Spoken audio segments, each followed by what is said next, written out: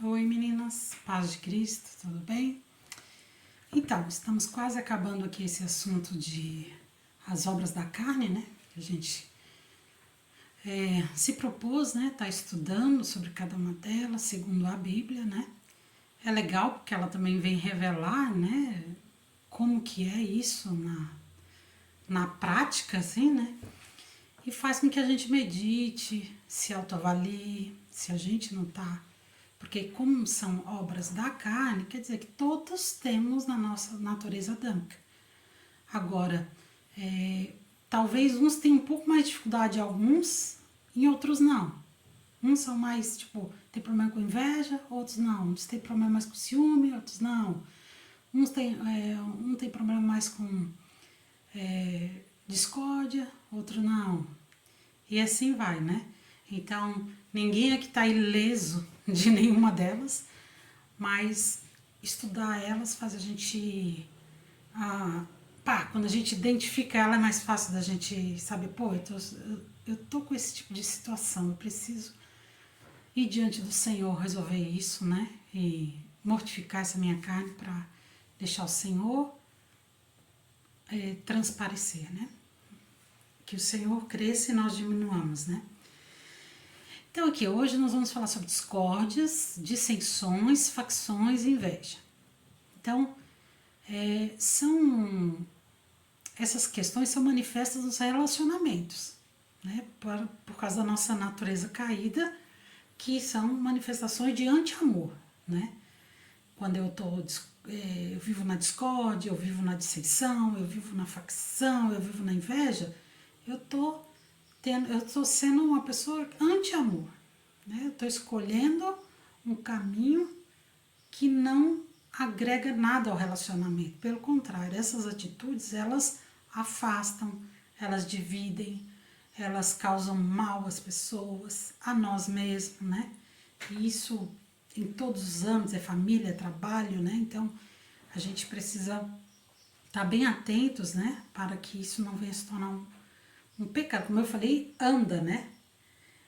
Acontecer uma vez ou outra, isso nas nossas vidas, pode ser,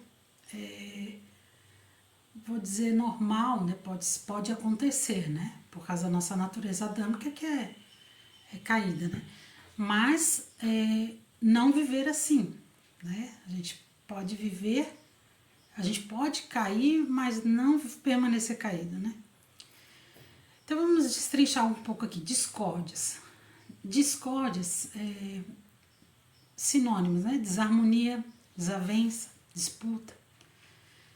Quando identificamos que estamos criando assuntos de discórdia, de disputa, de opinião, ou defendendo piamente algo a qualquer custo, ou seja, contendendo por aquilo e tirando a harmonia do relacionamento com alguém por um ponto de vista, uma convicção, devemos avaliar.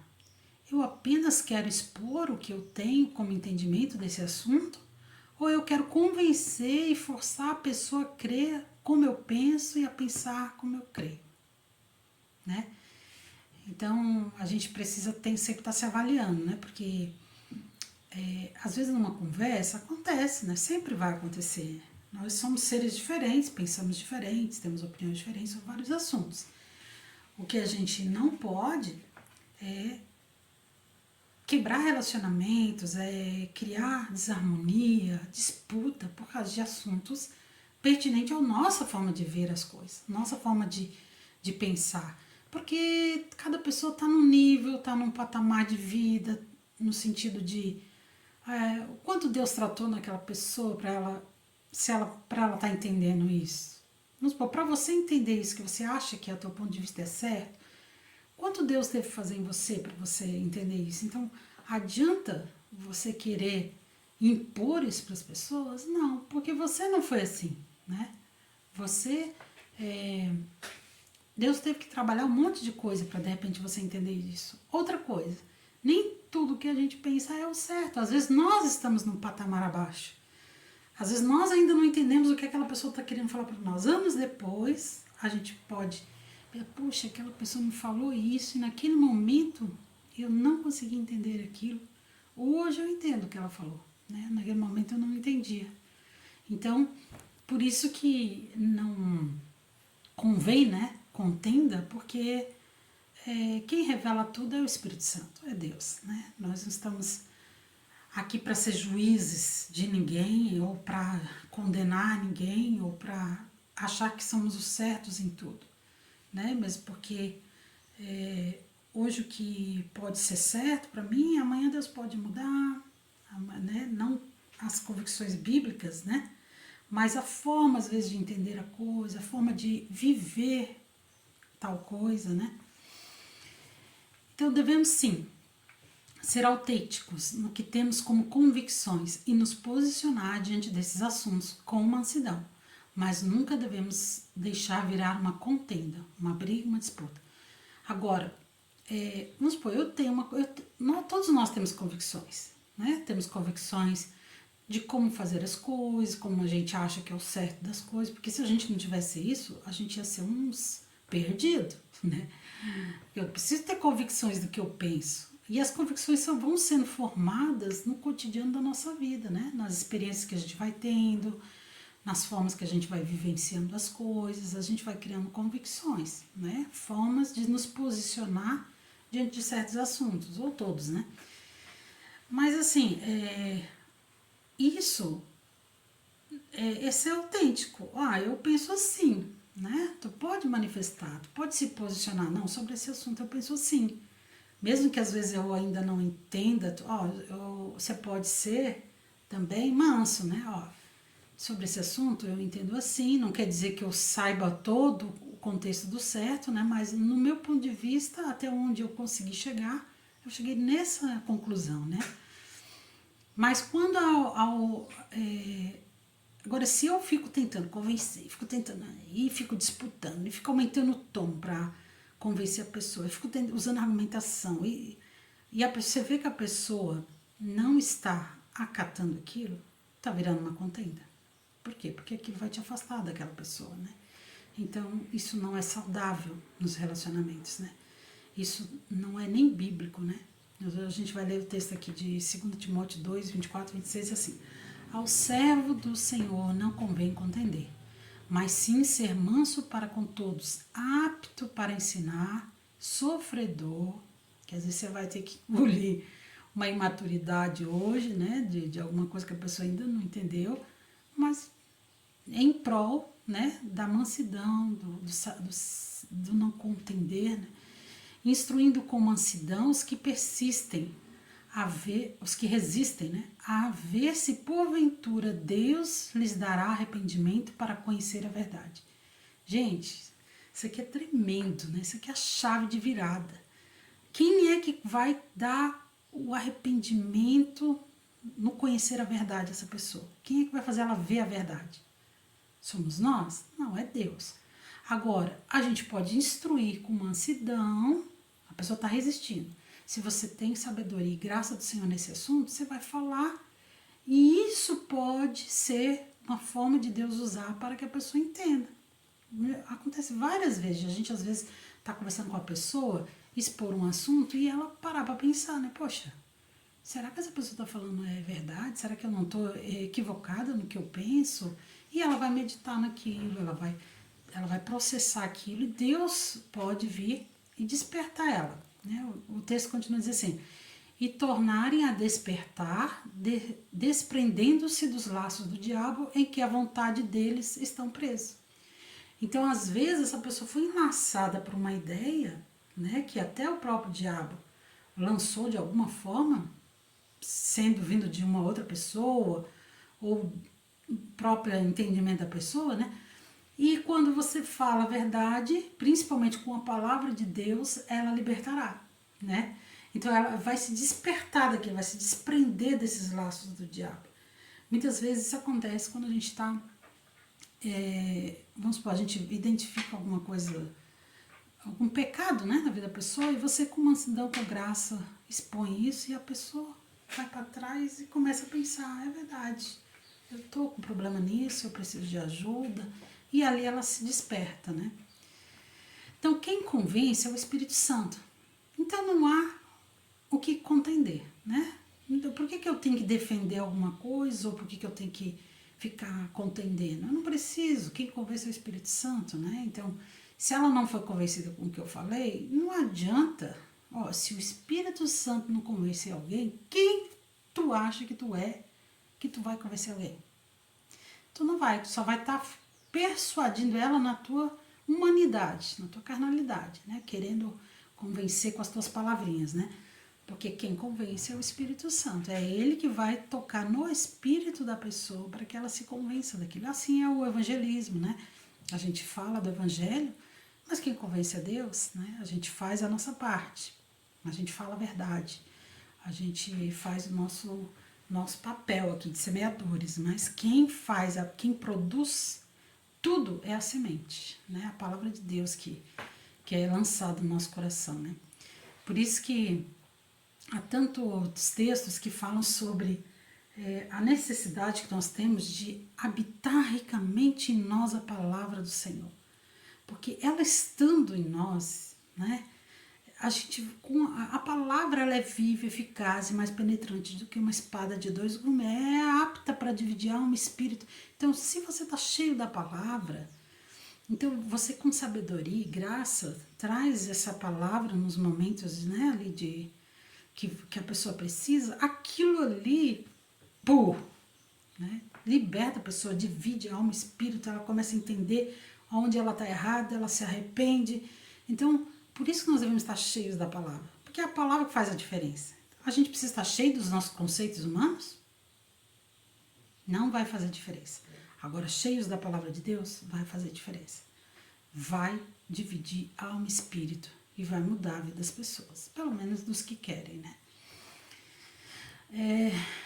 Tem um outro texto que diz em Filipenses 2:3 assim: nada façais por contenda ou por vanglória, mas por humildade. Cada um considere os outros superiores a si mesmo.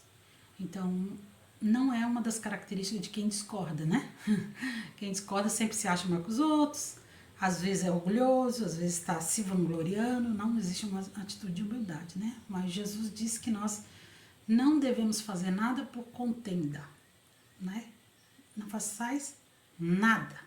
Então, se é para contender, não faça, né? Então, vamos fazer por esse sentimento de trazer o nosso ponto de vista, principalmente segundo a palavra, e que se isso for, de alguma forma, algo que vai ajudar essa pessoa, o Senhor vai usar para quê? Agora, não para ficar discutindo, contendendo, brigando, criando situações, né, complicadas.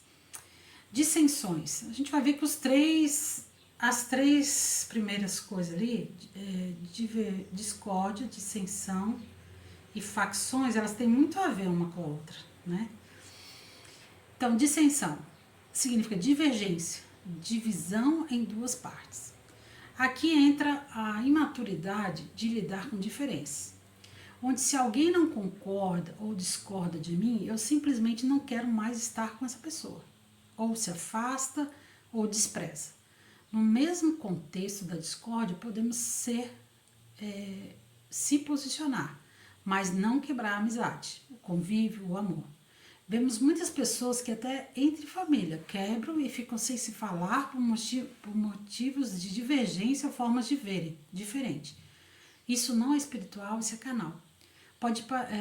Então o que é aqui, irmãs? A discordância é quando entra um assunto polêmico ali, se discorda e tal. Cada uma põe sua opinião e tal. Agora, a divergência é quando eu já passo desse nível, né, de somente ter exposto meu ponto de vista, eu já passo a divergir, né, dividir.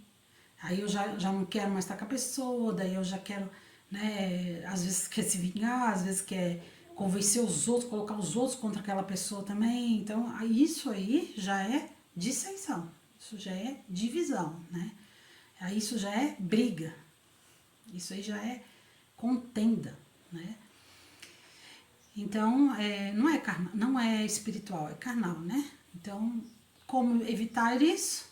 Não deixando partir para a segunda fase, para a contenda, né? Expõe a sua opinião, coloque, se a pessoa ficou mais interessada, expõe um pouco mais. Se não concordou, para por aí o assunto, né? Não vai ser você que vai convencer, o Espírito Santo, então não tem o que ficar fustigando em cima disso aí, né?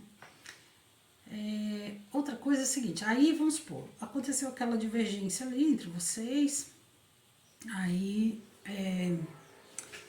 ficou chato, né? Um pensa uma coisa, outro pensa outra, né? E assim fica parecendo que não há mais comunhão. Só que não é assim para os cristãos, né? Por quê? Porque o amor cobre multidão de pecados. Então, quando existe o amor, ele lança fora, né? Ele faz com que tudo isso se torne também uma forma de amor. Então, vamos supor, eu divergi com a minha irmã. Eu preciso ter maturidade de que isso não afete o amor que eu tenho por ela. Então, às vezes, vamos supor, vou dar um exemplo, né? Às vezes você pode discordar de uma pessoa, a pessoa fala umas verdades na sua cara, aquela coisa toda, né? Não teve sabedoria e mansidão. Só que aí você vai agir com amor. Aí quando você abraça ela, ou você encontra ela e você sorri, ou você está num ambiente e você começa a conversar com ela, ou você promove algo para estar com ela, aí o diabo vem assim no seu ouvido. Você é uma falsa. Você é uma hipócrita. Olha o que você está fazendo. Você não sente isso por ela, porque ficou aquele sentimentozinho, né? Você não sente amor por ela e você está fazendo isso. Aí o que a gente fala? Né? A gente fala assim, eu não sou hipócrita, eu sou obediente. Eu não vivo pelos meus sentimentos, eu vivo por obediência à palavra de Deus. E o Senhor diz o quê? Façam todo o possível para viver em paz com todos. Suportem-se uns aos outros e perdoem as queixas que estiverem um contra os outros. Perdoem como o Senhor lhes perdoou. Acima de tudo, porém, revistam-se do amor, que é o elo perfeito. Então, Colossenses 3, 13, 14, né? Então, isso é que nós temos que dizer para Satanás. Isso que a gente tem que dizer para o nosso sentimento. Eu não quero. Eu sei que aquela pessoa vai estar lá naquela festa. Eu não vou porque eu sei que aquela pessoa está. Não. Você vai dizer, eu vou porque eu obedeço ao Senhor, eu amo essa pessoa. O Senhor não disse para a gente amar os nossos inimigos?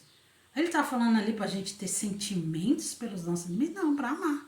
Amar é o quê? Tudo suporta, tudo crê, tudo sofre, tudo espera. Né? Não busca seus próprios interesses, não se ressente do mal, não age inconvenientemente, não se ufana, não se ensoberbece. Essas características do amor não tem a ver com sentimento, tem a ver com obediência, tem a ver com negar as nossas vontades, as nossas carnes, as minhas satisfações para amar o próximo, né? Para estar com aquele próximo. Né? Então, isso é obediência, não é hipocrisia, tá bom, amados? Então, dentro da igreja, as divergências de divisão podem causar facções ou separação,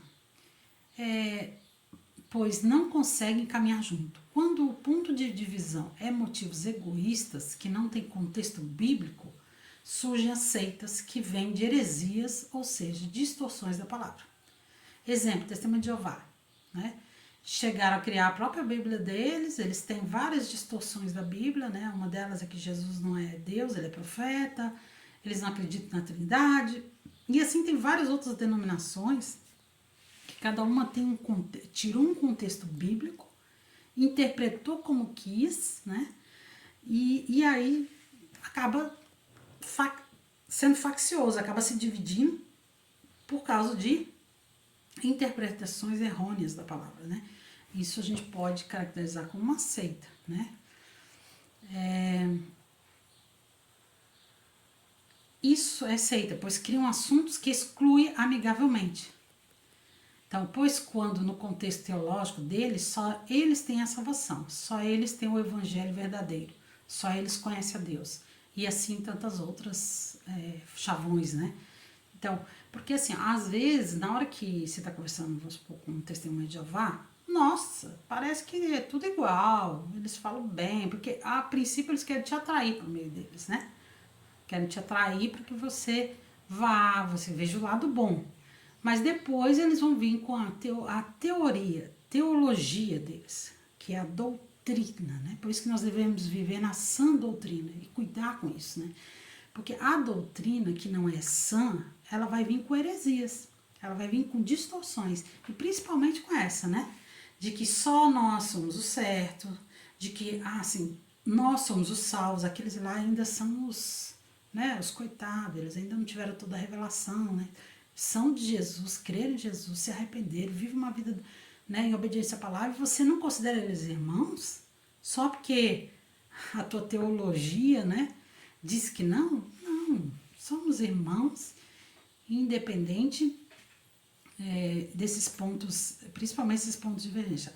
Em nossa consciência de fé, algo absoluto na palavra e o meio que estamos vivendo está em discordância, não é rebeldia você não caminhar em comunhão próxima com esses irmãos, pois você estaria matando a sua fé, as suas convicções bíblicas, e aí antes convém obedecer a Deus que aos homens. Como caminharão juntos se não houver acordo? Mas isso não me dá o direito de achar que eu sou certo e de não considerá-los irmãos ao sair dali. Não somos juízes, nem somos donos da igreja. O Senhor Jesus é que vai separar o joio do trigo no dia do juízo, pois ele não erra. Então por que ele não separa agora o joio do trigo?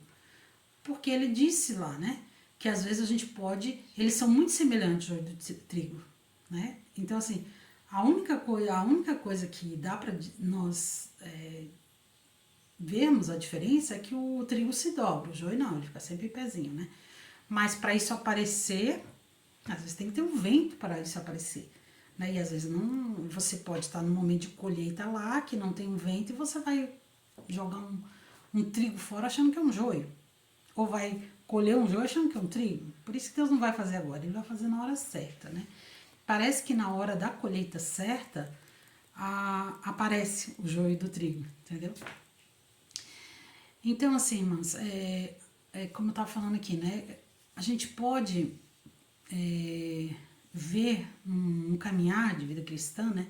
Que algum meio que a gente possa estar vivendo pode ter se desviado dessa doutrina, né? Pode estar começando a ter coisas que são absolutas na palavra, que você crê, tem como convicção de fé, e isso vai matar você se você ficar ali. Vai matar a sua fé, porque você vai ter que ficar negando para si mesmo, né, as suas convicções para aceitar aquilo ali. Daqui a pouco, né, começa a aceitar coisas que você não. Então, assim, antes convém obedecer a Deus do que aos homens, né? Quando não é rebeldia, tem congregações que aquele é rebelde que saiu, mas saiu por quê? Porque viu que está sendo distorcida a palavra ali, está sendo vivido coisas fora do contexto bíblico, é uma coisa. Saiu, se rebelou só porque não gostava disso, não gostava daquilo, é outra, né? Então, a nossa vida é baseada na palavra, né? Então, divergências, agora também assim, motivos banais, né? Que não são absolutos, eles gostam de fazer um encontro caseiro, o outro não. Isso aí não é uma coisa que vai fazer uma diferença, né, na sua vida, mas convicções bíblicas de conduta de fé, isso pode fazer diferença, né? Então, ter esse equilíbrio, né, em todas as coisas é importante. Em 1 Coríntios 11:9, Paulo diz assim: pois é necessário que haja divergência entre vocês, para que sejam conhecidos quais dentre vocês são aprovados. Então, assim, em todo mal, Deus coopera para o bem, né? Deus tira algo bom, né? Até nisso, em divergências, Deus faz com que se revele os que são aprovados e os que não são aprovados, né?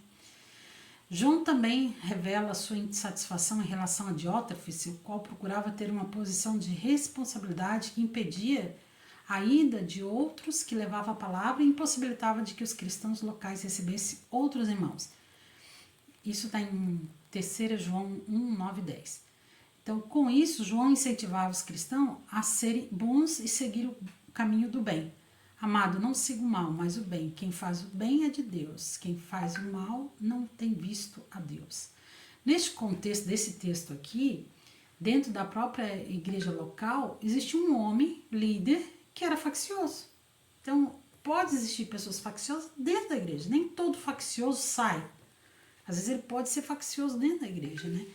Então, ou seja, ele impedia a comunhão dos irmãos, né, na casa dele, ele, não, é só aqui, nem impedia comer os irmãos. E o que João falou? João aconselhou aos irmãos não imitar, porque isso não era bom, né? Não imite o que não é bom, imite o que é bom, né? Aí ele traz ali também no contexto o exemplo do Diométrio, acho que é, que era um homem bom, que acolhia os irmãos, que abria a sua casa, que tinha comunhão com outros também, que não ficava só limitado àquele grupinho ali, né? Porque o individualismo dentro da igreja, ele pode ser de uma pessoa só, mas ele pode ser coletivo. Pode existir irmãos que só ficam entre eles se amando, né, uns aos outros ali, mas não abre para os outros irmãos, né? Então, uma igreja que não é facciosa é uma igreja que está aberta à comunhão com todo aquele que crê em Cristo, né? Por isso digo, deixem que o Espírito guie sua vida, assim não satisfarão os anseios da sua natureza humana. Gálatas 5,16. Inveja. Inveja é desgosto pelo bem dos outros, sentimento de desprazer ao ver outro prosperar, olhar contra. É uma atitude da carne e precisa ser identificada e confessada e vencida no Espírito Santo. Portanto, removam toda impureza e maldade e aceitem humildemente a palavra que lhes foi implantada no coração, pois ela tem poder para salvá-lo. Não se limitem, porém, a ouvir a palavra, ponham-na em prática. Do contrário, só enganarão a si mesmos. Pois se ouvirem a palavra e não a praticarem, serão como alguém que olha no espelho, vê a si mesmo, mas assim que se afasta, esquece de como era a sua aparência. Se, contudo, observarem atentamente a lei perfeita que os liberta, perseverarem nela e puserem ela em prática, sem esquecer o que ouviram, serão felizes no que fizerem. Então, para que a gente não seja pessoas, né, que vivem discordando, facciosos, que tenhamos dissensão, inveja, né, uns dos outros, nós precisamos colocar em prática a palavra de Deus. Não só ouvir e esquecer, né? Mas colocar em prática no dia a dia, né? Essa questão da inveja é complicada porque quando a pessoa tem inveja, primeiro que é difícil ela enxergar que ela é uma invejosa, né? Ela acha que os outros é que são, né? Mas quando ela enxergar isso, ela precisa confessar isso como pecado, né? Para o Senhor deixar. E o problema é que ela vai ter que lutar com isso a vida inteira, né? De quando olhar para os outros não ficar se sentindo mal porque os outros estão prosperando, né? De ficar olhando contra, né? Um olhar ruim, né? Mas se alegrar com a alegria dos outros, né? Pela prosperidade dos outros, né? E aí vamos entrar agora em como lidar com alguém que pratica discórdia, facção, invejoso, né? Na graça. Na graça a gente vai procurar exortar sobre esse problema, com amor, falando com essa pessoa sobre isso.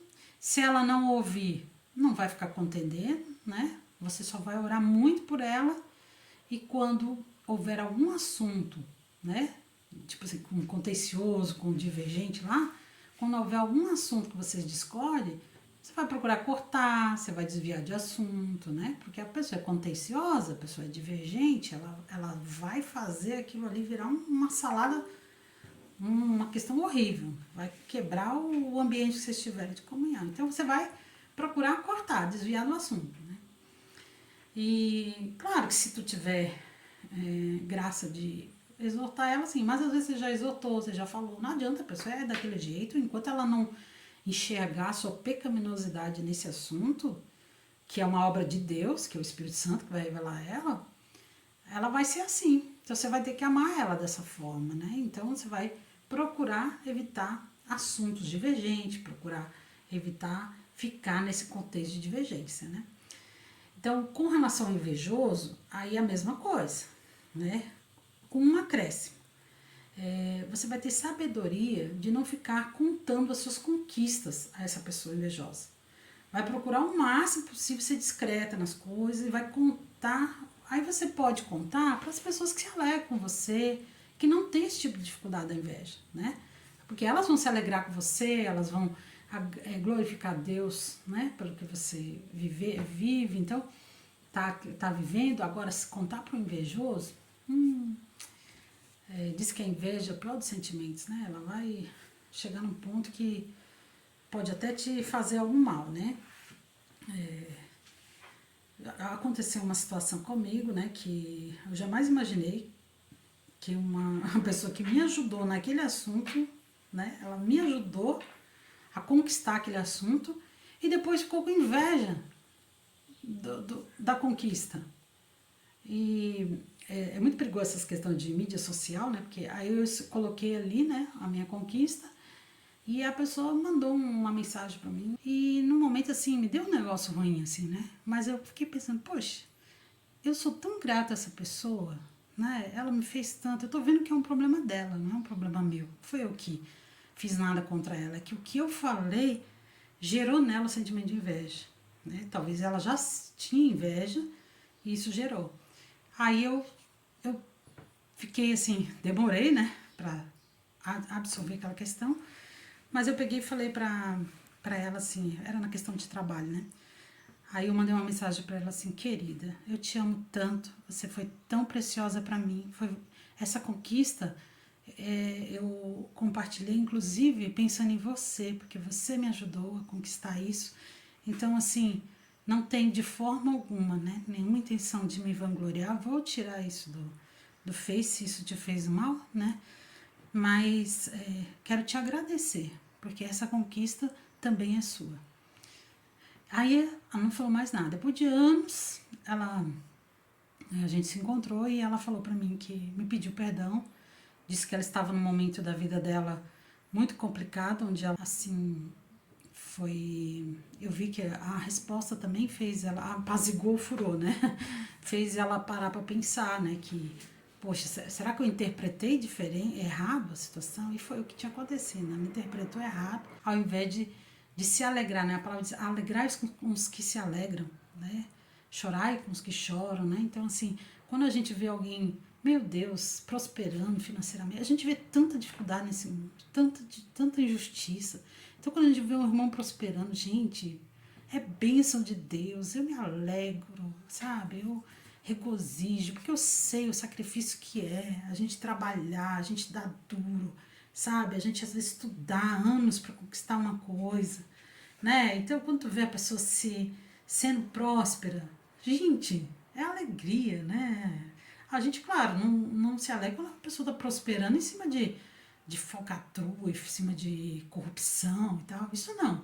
Mas tá prosperando em cima de trabalho, em cima, né, a pessoa que busca o Senhor, que está na palavra, nossa, é motivo de muita alegria, né? Então, assim,